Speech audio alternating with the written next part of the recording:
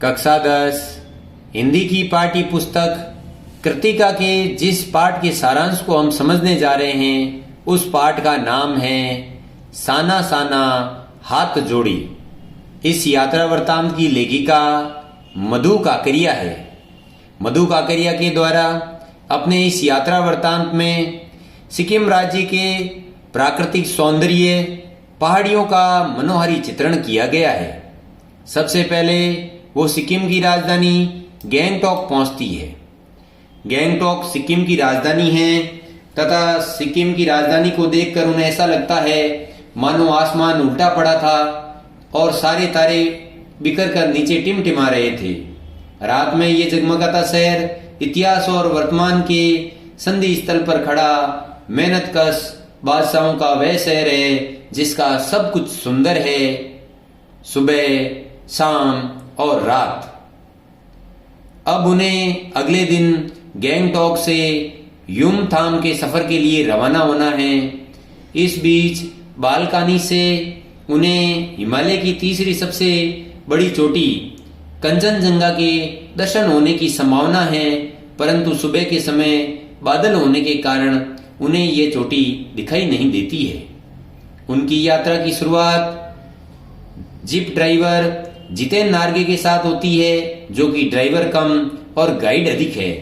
उनके साथ अन्य सैलानियों में उनकी सहेली 50 वर्षीय मणि साथ में है।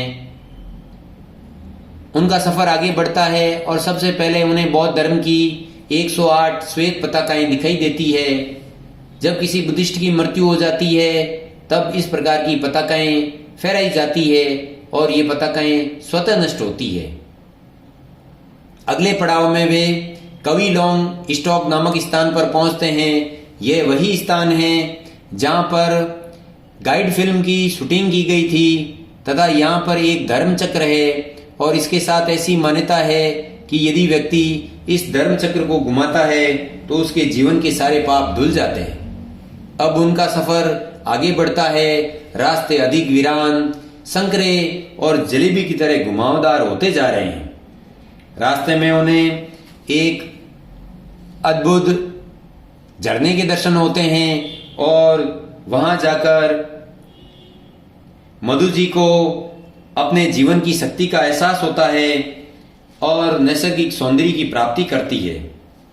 उनका सफर आगे चलता रहता है और अचानक तीस्ता नदी के किनारे उन्हें ऐसा दृश्य दिखाई देता है जिससे वो चौंक उठती है, मानो समाधिस्थ भाव में नृत्य करती किसी आत्मलीन नृत्यांगना के नुपुर अचानक टूट गए हों। अर्थात रास्ते में सुंदर देहधारी कोमल हाथों में कुदाल और हथौड़े लिए हुए महिलाएं पत्थर तोड़ रही है और इस प्रकार का दृश्य देखकर लेखिका का मन सिहर जाता है। उन्हें पता चलता है कि जहां एक और इस क्षेत्र में सौंदर्य है, फूल है, वादियां हैं, झरने हैं, परंतु दूसरी ओर मौत, भूख, दैन्य और जीवन से जंग करनी पड़ती है, क्योंकि पहाड़ी क्षेत्र में जीवन जीना इतना सरल नहीं है और औरतों को पहाड़ काटकर रास्तों को चौड़ा करना पड़ता है ताकि पर्यटन के लिए ये क्षेत्र अनुकूल बन सके। और कई बार इन रास्तों को चौड़ा करने में लोगों की मृत्यु तक हो जाती है। आगे बढ़ने पर उन्हें पता चलता है कि यहाँ बच्चों को पैदल ही स्कूल जाना पड़ता है, क्योंकि यहाँ पर उनके आने जाने के लिए कोई साधन नहीं है। आदिवासी महिलाओं को वो गाय चराती हुई, चाय की पत्तियां तोड़ती हुई देखती है। कई औरतें अपने सिर पर लकड़ी के गट्ठर डालकर अपने घरों की ओर जा रही है। इनका सफर आगे चलता है, परंतु उन्हें युमथांग पहुंचने से पहले एक स्थान पर रात्रि विश्राम करना है। उस स्थान का नाम है लायुंग। लायुंग में वे एक छोटे से घर में यात्री विश्राम के लिए ठहरते हैं और लेखिका अपने हाथ पैर धोकर तीस्ता नदी के किनारे बिखरे पत्थरों पर बैठ जाती है और प्राकृतिक सौंदर्य के दर्शन करती है। रात्रि के समय वहां पर नाच गाना होता है और उनकी सहेली मणि के द्वारा भी अद्भुत नृत्य का दर्शन होता है। लाउंग बेहद शांत और सुरम्य स्थल है। तीस्ता नदी की शांत धाराओं के समान ही यहाँ कल कल करती हुई धाराएं बह रही है। यहाँ के लोगों के लिए जीविका का साधन आलू, धान की खेती और शराब का व्यापार है। यहाँ पर बर्फ न होने के कारण हमें बर्फीले क्षेत्र में जाने की इच्छा होती है। तब बताया जाता है कि लाउंग से 500 फीट की ऊंचाई पर एक स्थान है जिसका नाम है कटाओ, जिसे भारत का स्विट्जरलैंड कहते हैं। अब हमारा सफर वहां के लिए रवाना होता है जहां का तापमान -15 डिग्री सेंटीग्रेड है और ऐसे तापमान में उन्हें ताजी और नर्म बर्फ के दर्शन होते हैं। उन बर्फ के दृश्यों को देखकर उन्हें ये प्रतीत होता है कि यहाँ पर प्रकृति का कितना अनुकूलन है कि जब जल संग्रह की आवश्यकता होती है तो सर्दियों में पानी बर्फ के रूप में जम जाता है और गर्मियों में जब पानी के लिए त्रैमाम मचती है तब ये बर्फ की शिलाएं पिघलकर लोगों के लिए जलधारा का कार्य करती है। कितना अद्भुत है जल संचय प्राकृतिक रूप। इस रूप को देखकर उनकी सहेली मणि कहती है कि जाने कितना ऋण है इन नदियों का, इन हिम शिखरों का, जो ये हमारी प्यास बुझाते हैं। इस स्थल पर उन्हें प्राकृतिक सौंदर्य के साथ एक विशेष चीज देखने को मिलती है और वो है यहाँ -15 डिग्री सेंटीग्रेड पर भी जवानों का